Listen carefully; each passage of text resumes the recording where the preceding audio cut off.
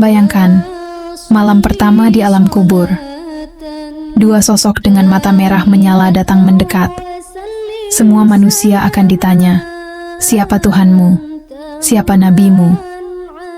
Tapi Rasulullah pernah bersabda, ada golongan yang langsung dilindungi Allah Subhanahu wa Ta'ala. Tak lagi ditanya oleh Munkar dan Nakir. Siapa mereka?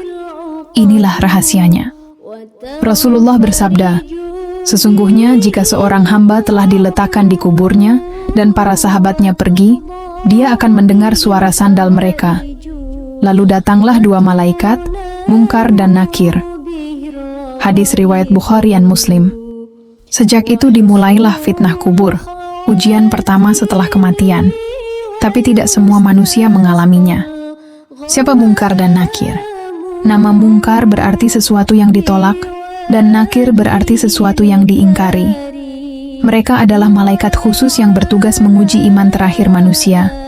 Dalam riwayat Ibnu Hajar al-Asqalani dijelaskan, pertanyaan mereka bukan sekadar ujian hafalan, tapi refleksi keimanan sejati.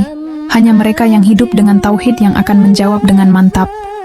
Bagi orang beriman ada loh golongan yang tidak ditanya di alam kubur. Rasulullah bersabda, ada 7 golongan yang akan dilindungi oleh Allah pada hari di mana tidak ada perlindungan selain perlindungannya. Hadis riwayat Bukhari dan Muslim.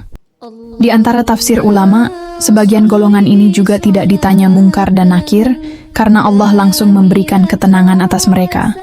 Al-Qurtubi dalam At-Tazkirah menafsirkan, syuhada, orang yang wafat menjaga perbatasan atau ribat, dan para nabi.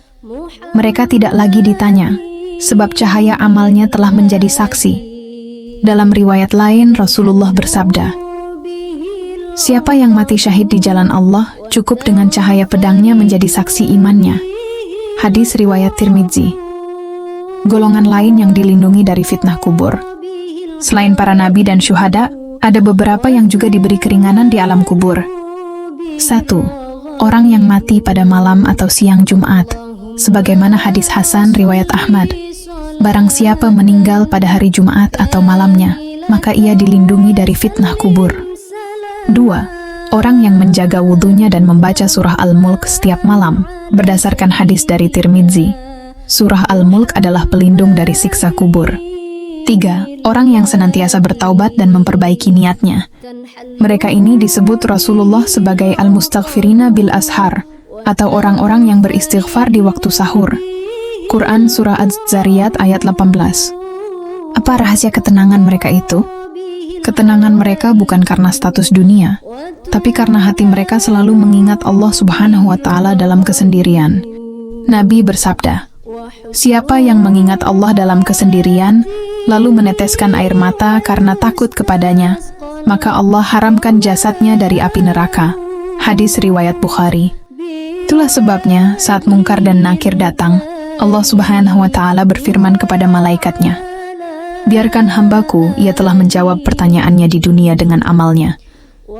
Teman-teman, setiap hari kita berjalan menuju liang kubur, tapi bukan semua akan diuji dengan ketakutan. Ada yang disambut damai karena hidupnya penuh zikir, doa, dan amal jujur.